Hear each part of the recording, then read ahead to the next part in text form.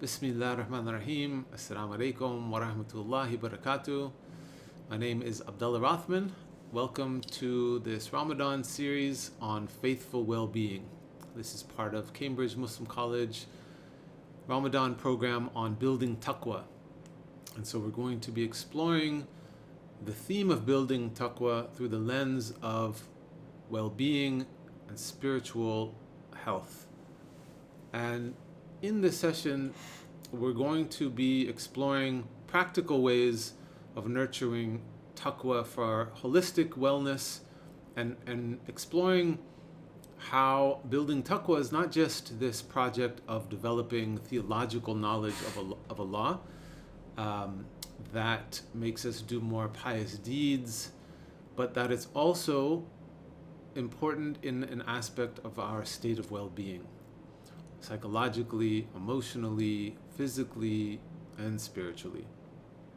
So we're going to do that through these 4 sessions. The first session today will focus on taqwa in its full depth. So looking beyond just this notion of fear of Allah and piety and linking it to holistic well-being, focusing on a love-based relationship with Allah as the underlying aspect of God consciousness. In session 2, next week, we will explore how to cultivate that God consciousness through presence and shedding the sort of nafs-centered living that we're oftentimes caught in, and really trying to tap into the natural state of our love for Allah. The third session will delve into the psycho-spiritual dimensions of taqwa, how it aligns with our ultimate purpose, and the role of the purification of the heart, and this aspect of taqwa that involves living with the akhirah in mind. In the final 4th session, we'll focus on practical strategies to embody taqwa in our lives and sort of re-envisioning well-being from beyond just material metrics and embracing submission to Allah, but using concrete spiritual practices to deepen our faith. So today, in looking at love and surrender, taqwa is oftentimes understood as fear or piety, and often those two things are linked together with the notion that somehow piety is just about doing behavioral acts that are good or pleasing to Allah, and that it's developing having this fear of Allah's punishment for not doing these behavioral acts. And so there are aspects of this in taqwa that are important. There is a larger part of the meaning that without a full picture can really impact our state of well-being and at the same time our state of iman. There is a healthy, useful aspect of fear of our Creator, in that we should fear the consequences of our own behavior and not sort of just live life without any sense of needing to be in line and needing to be held accountable. So there is a healthy dose of fear that can be a motivating factor and make us take things seriously, not harm ourselves, not do things that are spiritually detrimental. But this fear really has to be mixed with a predominance of love.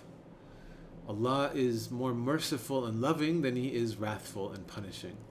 And this can be seen in the predominance of references to mercy in the Quran versus wrath.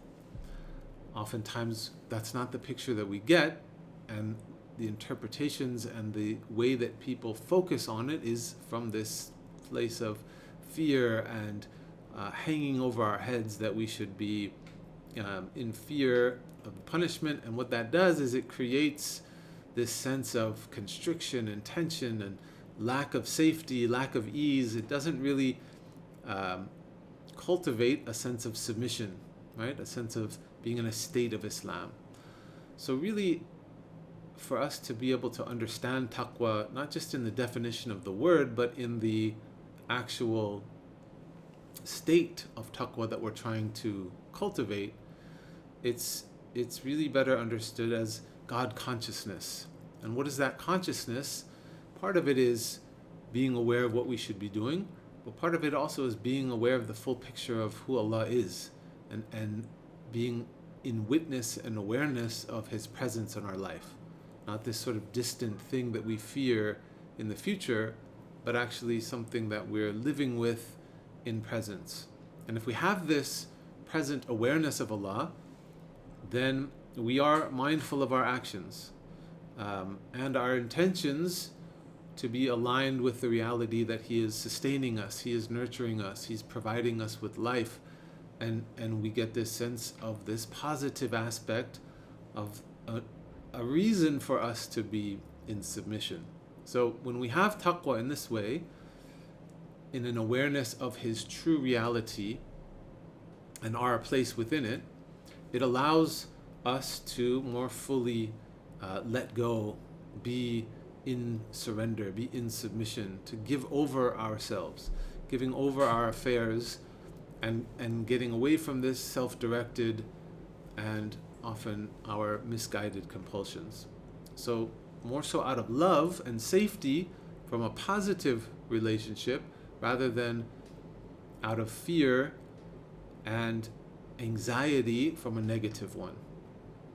In Surah Al-Imran, Allah says, "O you who believe, be conscious of Allah, ittaqullah," so this word taqwa, as He should be minded or conscious of, and do not die except in a state of submission to Him. إِذَا وَأَنْتُمْ مُسْلِمُونَ, right? So this ayah is sometimes interpreted as fear of Allah. Ittaqullah is often translated as fear of Allah, as He should be feared, and do not die except as a Muslim. إِذَا وَأَنْتُمْ مُسْلِمُونَ. We tend to think of this title, this Muslimun, as just those who are following the religion of Islam, rather than the Muslim being one who is in submission to Allah. And so when we read this from this removed notion of sort of religiosity rather than this innate guidance for our life, it can often be understood as this need to fear a wrathful creator. And the way of being saved from His wrath is to be a Muslim, to do the religious obligatory things that a Muslim person should do in order to avoid being punished by the God that we fear. And so this interpretation positions us to be focused on adjusting behaviors for fear of punishment rather than instilling positive awareness of a loving creator and wanting to please Him out of love. And if we look at the notion of the goal of dying in a state of submission to Him, in other words, our focus in life should be on being in a state of consciousness of Allah and His full reality, such that we are aligned in our natural state of being in submission, being in a state of Islam. And so this is a very different picture and has very different outcomes. One who is acting out of fear of punishment is usually hyper-focused on external behaviors, doing things for the sake of avoiding punishment, and there's this lack of ease and lack of submission, and instead this tension. It doesn't necessarily evoke a state of Islam, right? A state of submission, which really is trusting, giving over, feeling safe to be able to trust. And so when we instead are kind of like worried and have anxiety and we're in this constricted place of fear, this can actually cause a sort of traumatic response to fear-based punishment. And it keeps us feeling anxious, not at ease, in constriction, contraction, like instead of submission. And even the secular field of behavioral psychology has taught us that positive reinforcement is more powerful and longer lasting than negative reinforcement. For teaching discipline, oftentimes when we're talking about disciplining children, teaching this comparison of the power of negative reinforcement versus positive reinforcement, it's found, research has shown that both can work. Both are powerful, but negative reinforcement tends to only last while the thing that is feared is present. And so a child who obeys his parents out of fear of punishment does not necessarily cultivate the values and or behaviors that are being instructed. They're doing it more to avoid the negative consequences. So when those negative consequences are removed, it's not as instilled as much as if it was positive reinforcement. When children are told that they will be rewarded and they're made to feel good about themselves, and at the same time inherently safe with love, with loving parents, they tend to be more apt to do the thing that is trying to be instilled in them out of love for the parent who sees and accepts them, and they wind up even loving the thing that their parents love. That they love their parents love this thing, and so we love what our beloved loves. And this is a much deeper motivating factor of keeping us aligned and keeping us still doing the righteous acts and aligning our behavior with what is better, but for the sake of Allah, for the sake of Allah's love. And so love is fundamentally a more powerful motivator than fear. And so we need to really see taqwa as an avenue and a reason to love Allah. If we were truly conscious of Allah, if we were really aware of the full picture of Allah's reality in our life, we would see just how much He sustains us, nurtures us, gives to us, cares for us, and we would naturally develop love for Him. Even in the state of difficulty and constraint, and when we are aware and we're present with the full picture of what Allah is rather than a notion of what we think Allah is, this allows for us to inculcate and cultivate a deeper sense of submission. So if we live in a state of submission as a Muslim, we're at ease. We're in submission to Allah and giving over our affairs to Him out of love. We feel like there is room to do so. It's we oftentimes hold on to things and aren't willing to give over something when we don't feel safe, when we don't feel accepted, when we don't feel loved. And so it becomes hard to then really be in a state of submission if we're focused on the punishment. The punishment can still be there as a motivating factor, but it's secondary. The first and foremost needs to be grounded in this positive approach. And if we look again at this ayah from Surah Al-Imran, taqwa, consciousness of Allah, be conscious of Allah, and don't die unless you are in a state of submission. So it's not fear Allah and don't die unless you're doing the things as the identity of a Muslim, but actually be aware of the full reality of Allah's presence in your life, recognizing that there is nurturing and holding, that He's sustaining you, and then through that consciousness of the reality of Allah, be in a state of submission, give over to that reality that you are conscious of. And so it's this positive, loving awareness and a state of submission to our loving Creator, whom we are safe to be in submission to. This is a very different picture and approach that unfortunately a lot of people have been raised with this notion of Allah and the punishment of Allah and the sort of deen and the behavioral transactional orientation to behaving in a better way and being good, and if you're not good then you'll be punished. It becomes a problematic way of people's relationship to Islam, and then thus their relationship to Allah. And so a lot of times the things that we need to work on, the things that we have to heal, are fundamentally at the core of this relationship to Allah that is sometimes skewed because of the way people have been holding over our heads this kind of stick, of if you don't behave, if you don't obey, you'll be punished. And then we justify that by looking at places in the Quran that talk about the punishment.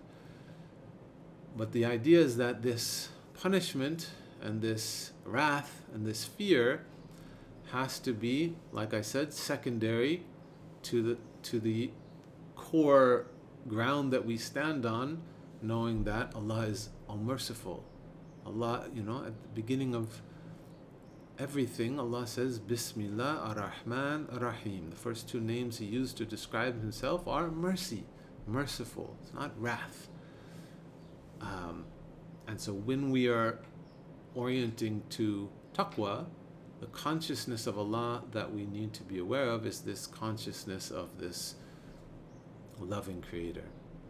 And so again in Surah Al-Imran, Allah says, فَإِنَّ Allah يُحِبُّ مُتَّقِينَ. يُحِبُّ مُتَّقِينَ. Indeed, Allah loves those who are conscious of Him. And so when we love Allah, Allah loves us. We can increase our love for Him by increasing our taqwa, thus in turn increasing His love for us. So this is a much more sustainable and sustaining approach to taqwa rather than simply this fear-based notion. Love begets deeper submission, and thus ease and well-being through rida, right? When we are content with what Allah decrees because we have this trust, we see this wisdom, and we know that we're safe, this allows us to have this deeper submission to, inshallah, die in a state of being Muslimin. Whereas fear tends to beget obedient acts to avoid punishment. And this can result in anxiety and constriction, and this holding and fear, and sort of, if you've ever seen a child who has been abused or is in constant fear of punishment, they're never at ease. They're sort of always ready to get that wrath, right? And so there isn't this sense of the ability to really settle into a state of Islam, a state of being submission, because we don't feel safe. If I'm always in fear of being judged and being punished, and not fundamentally first and foremost feeling like I have safety and love, it's very difficult for me to have the place and the space to be able to work on what I do need to work on. So it's not about just this love and mercy and unconditional positive regard that has no conditions of our responsibility and accountability. No, if parents were to only be loving, only be merciful, and not be strict with boundaries and teach children what is better for them, this would not be true love. True love is because of love. This love creates this safety and holding space for then to guide the person to what is better for them. And so the discipline or the even consequences or even punishment becomes something that is still out of love. It's still based in this overarching positive sort of positive reality of Allah, and therefore orienting us to a more positive psychology, which will then beget healthier way of being, increasing our afia, our holistic sense of spiritual, emotional, psychological well-being. And so love of Allah needs to be the basis from which we then fear Allah. And like that child who is given so much love and wants to please his parents because the love and the sense of safety they've been given, providing emotionally and physically, that child has a natural innate fear of disappointing his parents. But it's a fear of losing the love and the favor and the goodness, not fear primarily of punishment. So we should want to do what is best for us because Allah loves it, and we are motivated out of love for Him. We love what our beloved loves. And so obeying Allah out of fear of punishment has its place, but it does not nourish the soul as deeply as worship born from love. Fear can motivate us, but love and yearning for Allah create this deeper, sustained spiritual growth. And we should expand even our sense of fear to include and encompass awe and reverence and mindfulness, right? So it's not, it still encompasses this positive, like I better be watching out, and I better be careful, and I'm in awe, and there's reverence because I want to be careful about what I'm doing, but I'm careful about what I'm doing primarily because I love Allah and I want to please Him. So we want to be in a state, taqwa should put us in a state of desiring what Allah wants because we love Him, we trust His wisdom, His hikmah, and this fosters a deeper level of taqwa and thus a deeper level of well-being. And so we should be aspiring to this higher level of taqwa that develops when we love and trust in Allah's hikmah. And taqwa does also call us to responsibility. We have to align our thoughts, actions, intentions with what pleases Allah. And we understand ourselves as Abdallah, as servants of Allah.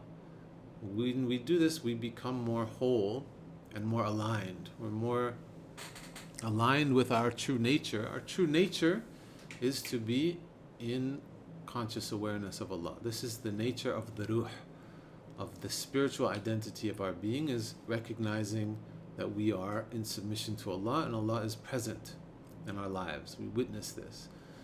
But we have to do some work to align ourselves with this. And when we give over our affairs to Him, we shouldn't lose the impetus to act righteously. So it's still, we still have self-accountability and responsibility within this. And so when you have this level of taqwa, of God consciousness, and you are aware that all matters belong to Allah, it brings this sense of inner peace. It brings psychological grounding. And well-being here, afia, in the Arabic sense, is not just limited to physical health, social health, dunya level health, but actually recognizing the spiritual trajectory that includes the akhirah, includes this holistic sense of being at ease on a soul level, rooted in this awareness of Allah's presence. And so true taqwa, and therefore also well-being, is a condition of the heart being present, being aware of Allah's presence, rather than just external forms of sort of ritualistic compliance. It's a deeper level of awareness of the reality of Allah. And so when we have this type of deeper taqwa, it produces emotional, psychological, and spiritual well-being, because a heart that knows it's under the care of Allah experiences rida. You're able to be in a state of, it's okay, even when it's difficult, I trust that Allah has my best, is looking out for me and has my best end in mind, and allows me to fully be settled into our state of tawakkul, of giving over ourselves to Allah. And so this is really, I think, a good place for us to start in this journey of understanding the relationship of taqwa and well-being, in that what I really want to help us understand is that this isn't just a matter of belief. It's not just a matter of behavior,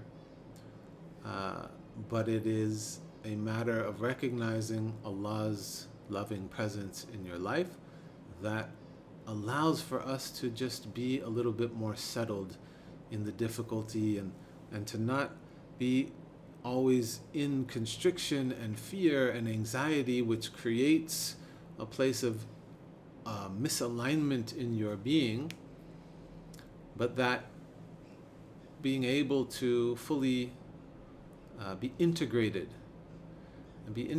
with our sense of self and our relationship with the way that we manage our affairs, the way that we try to be better. We try to do the things that are pleasing to Allah, but we do them from a place of allowing more ease for us to sort of have faith that there is something innately good in us. Our natural state, our innate disposition, our fitrah, the fitrah of our soul, is that we are good. We are not born bad. We are not somehow needing to deserve Allah's love. We come with this as our birthright. And our job is to awaken to that reality in our practical, daily, waking moments. And so I encourage you, especially in this month of Ramadan, when we are really trying to change our way of being and be in a way that is more connected to developing taqwa and doing things for the sake of Allah, I encourage you to reflect on your daily actions and your relationship to Allah, particularly as you do these religious acts of worship, your ibadah throughout the month, and really reflect on, are they rooted in love and submission? Or what part of you has this kind of tension of fear and anxiety? And how can you bring a more nuanced notion of fear into your experience of taqwa, so that when you are conscious of Allah, there is a sense of positive notion that you are safe, that you are loved, that you are being given a reason to let go and a reason to be in submission. And this, inshallah, will deepen our acts of worship throughout this month, that we're able to actually get to deeper levels of khushu in our prayer and deeper states of submission through these acts of worship, when we feel our heart able to be open to the love of Allah and positioning us to be in a deeper state of submission. Insha'Allah. So next session, we'll be exploring how to cultivate this God consciousness through presence by shedding our nafs-centered way of living and tapping into the heart's innate love for Allah and innate state of taqwa, of God consciousness that we have innately in our hearts. And so we will be delving more into this aspect. I hope you'll join me again, and I wish you blessings in this month for you and your family and for the ummah and for the world, inshaAllah. Assalamu alaikum wa rahmatullahi wa barakatuh.